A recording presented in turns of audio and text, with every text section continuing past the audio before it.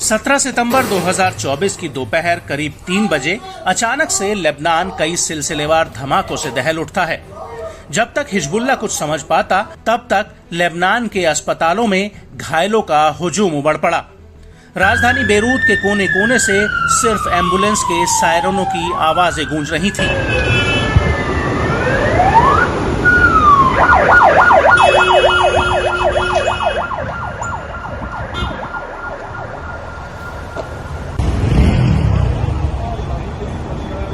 और ये एम्बुलेंस धमाकों में घायल हिजबुल्लाह के लड़ाकों को अस्पताल ले जाने की जद्दोजहद कर रही थी।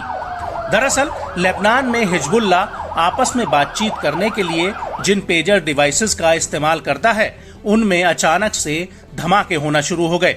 किसी की जेब में तो किसी के कान पर ही ये डिवाइस फटने लगे। बेरूत के दक्षिण उपनगर वाले इलाके में सबसे ज्यादा धमाके हुए और इन धमाकों में करीब 3000 से ज्यादा लोग घायल हुए हैं और 8 से ज्यादा लोगों की जान चली गई है। और तो और पेजर धमाके की चपेट में लेबनान में ईरान के राजदूत मोस्तबा अमानी भी आ गए हैं। हालांकि उनकी हालत अभी स्थिर बताई जा रही है। लेकिन बड़ा सवाल ये उठता है कि आखिर हिजबुल्लाह के इन डिवाइसेस में धमाके कैसे हुए। तो आपको बता दें कि लेबनान पहले ही इन धमाकों के पीछे इजराइल का हाथ होने का आरोप लगा रहा था, लेकिन अब इसकी पुष्टि हो चुकी है। दरअसल जिन पेजर्स डिवाइसेस का इस्तेमाल हिजबुल्लाह करता है, उनकी एक नई खेप लेबनान में आई थी और इन डिवाइसेस में इजराइल ने पहले ही विस्फोटक लगा दिया था। ये डिवाइस ताइवान की गोल्ड अपोलो कंपनी से मंगाए गए थे। लेबनान पहुंचने से पहले ही इजराइल ने इन डिवाइसेस में विस्फोटक फिट कर दिया था। जिन डिवाइसेस में विस्फोटक लगाया गया था वो अधिकतर AP924 मॉडल वाले थे। हालांकि कंपनी के 3 अन्य डिवाइस मॉडलों में भी विस्फोटक फिट किए गए थे और ये पूरी जानकारी अमेरिकी अधिकारियों ने दी है। अमेरिकी अधिकारियों का कहना है कि पेजर डिवाइसेस में बेहद ही छोटी मात्रा में यानी करीब 56 ग्राम तक विस्फोटक बैटरी के बगल में फिट किया गया था और इसमें एक ऐसा स्विच भी लगाया गया था जो रिमोट कंट्रोल से इन डिवाइसेस को ब्लास्ट कर सकता था।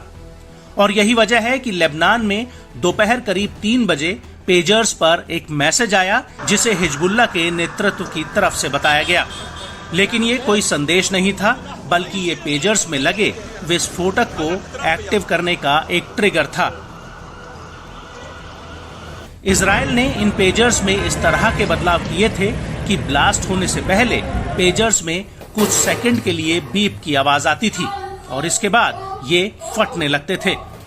इस हमले को लेकर स्वतंत्र साइबर सिक्योरिटी एक्सपर्ट्स माइको हाइपोनिन ने अमेरिकी अखबार द न्यूयॉर्क टाइम्स को बताया कि धमाके की ताकत और रफ्तार से ये स्पष्ट है कि धमाके विस्फोटक सामग्री के जरिए किए गए थे।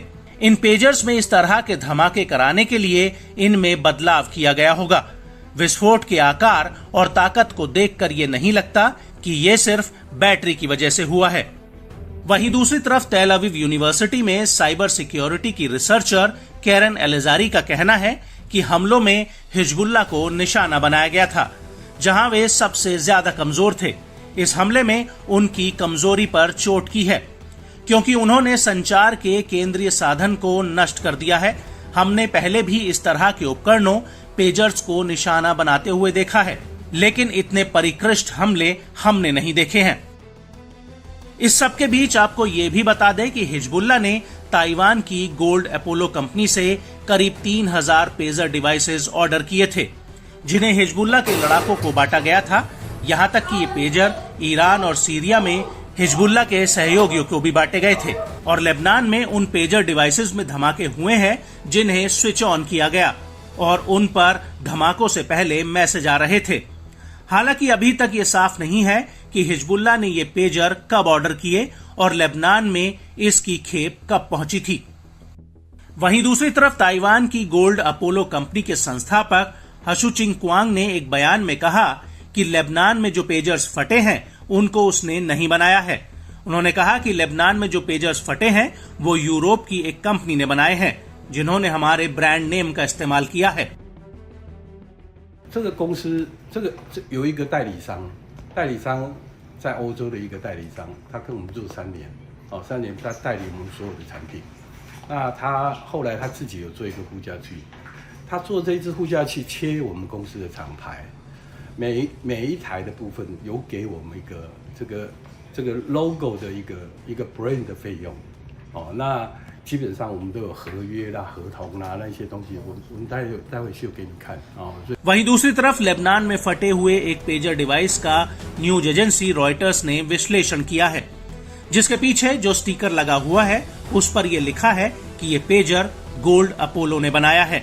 वहीं लेबनान के एक सीनियर अधिकारी ने रॉयटर्स को बताया कि हिजबुल्लाह ने ताइवान की गोल्ड अपोलो को 5000 पेजर्स बनाने का ऑर्डर दिया था।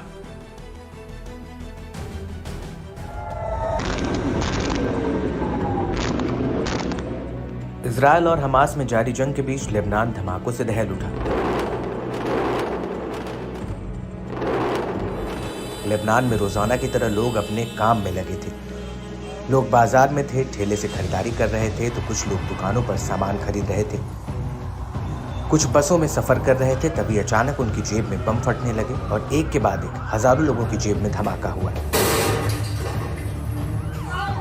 जब तक लोग समझ पाते कि क्या हो रहा है, कैसे हो रहा है, तब तक पेजर बम तबाही मचा चुका था।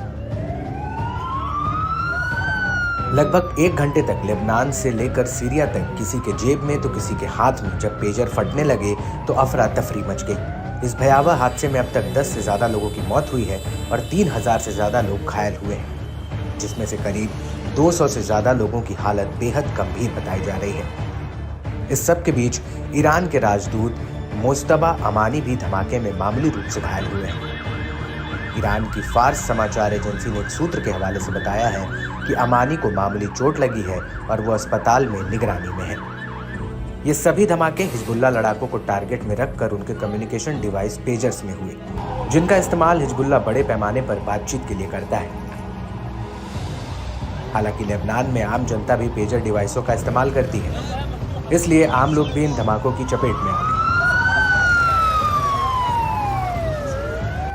इन धमाकों के बाद से ऐसी कई रिपोर्ट सामने आई जो ये दावा कर रही हैं कि इजरायल की खुफिया एजेंसी मोसाद ने इन कम्युनिकेशन डिवाइस को हैक कर उसका कंट्रोल पूरी तरह से ले लिया और इस धमाके को अंजाम दिया। लेबनान में हुए इस धमाके ने मिडिल ईस्ट और पश्चिम में हालात को बेहद संवेदनशील और तनावपूर्ण कर दिया है। ऐसे में अमेरिका ने इस घटना पर अपना रुख साफ किया और कहा कि इस धमाके में उनका कोई हाथ नहीं है। अमेरिकी विदेश विभाग के प्रवक्ता मैथ्यू मिलर ने एक प्रेस कॉन्फ्रेंस में ये बात कही। I can tell you that the U.S. was not involved in it. The U.S. was not aware of this incident in advance, and at this point we're gathering information. And what information have you gathered so far? We'll continue to collect information. I don't have any public readout to give now, but we're collecting information in the same way that journalists are across the world to gather the facts about what might have happened. इस press conference के दौरान जब उनसे पूछा गया कि क्या America को लगता है कि इस घटना में इजरायल शामिल है, तो इसका जवाब देते हुए उन्होंने कहा कि इस बारे में हमारे पास किसी भी तरह का कोई आकलन नहीं है। इसके साथ ही मिलर ने ईरान को भी कहा कि वह किसी भी अस्थिरता का फायदा न उठाए। Do you have any indications that to doubt that it would be Israel that was behind the? I don't have any assessment to offer one way or other at this point. I've seen the reports. I don't want to speak to what the implications might be before a report is confirmed, but certainly, as is always the case, we would urge Iran not to take advantage of any incident, any instability, to try to add further instability and to further increase tensions in the region. That has been our message to Iran since October 7th. दूसरी तरफ Hezbollah इस हमले के लिए Israel को जिम्मेदार मानता है, लेकिन इजरायल ने इस पर अब कोई प्रतिक्रिया नहीं दी है। वहीं लेबनान सरकार ने आदेश जारी कर सभी लोगों को तुरंत पेजर फेंकने की अपील की है। इससे बहुत बड़ा सिक्योरिटी ब्रीच माना जा रहा है, क्योंकि पेजर एक ऐसी डिवाइस है जो किसी सॉफ्टवेयर से कनेक्ट नहीं होती है। इसे बाहर से ही ऑपरेट किया जा सकता है। दुनिया भर के टेक एक्सपर्ट्स हैरान हैं कि आखिर पेजर में ब्लास्ट कैसे हो गया। पेजर ब्लास्ट पर टेक एक्सपर्ट्स का मानना है कि पेजर में तभी धमाका हो सकता है जब इसके साथ छेड़छाड़ की गई हो, लेकिन इतने बड़े पैमाने पर पेजर के साथ छेड़छाड़ करना असंभव है, क्योंकि पेजर को खोलने और बंद करने के लिए खुफिया जानकारी होनी चाहिए, तकनीकी तौर पर एक्सपर्ट होना चाहिए। इसलिए इतनी बड़ी संख्या में एक्सपर्ट तैनात करना आसान नहीं है। फिलहाल लेबनान सरकार इस बात की जांच करा रही है कि आखिर इतने बड़े पैमाने पर पेजर में ब्लास्ट कैसे हो गया।